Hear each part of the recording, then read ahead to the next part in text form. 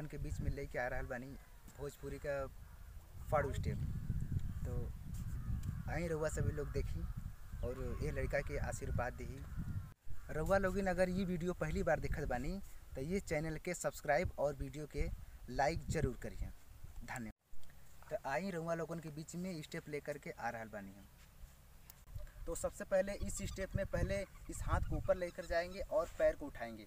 पहले 1 2 3 4 5 6 7 8। तो पहली बार जब करते समय में ध्यान देना चाहिए कि पहले हाथ और पैर को दोनों उठाना पड़ेगा।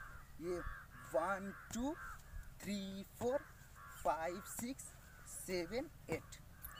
और दूसरा स्टेप ये है, इसमें भी थोड़ा वही, बस कुछ और करना नहीं है, सिर्फ हाथ को ऊपर नीचे लेके जाना है। सेम स्टेप उसी प्रकार से, बस थोड़ा हाथ को ऊपर नीचे करना है। तो आइए देखते हैं।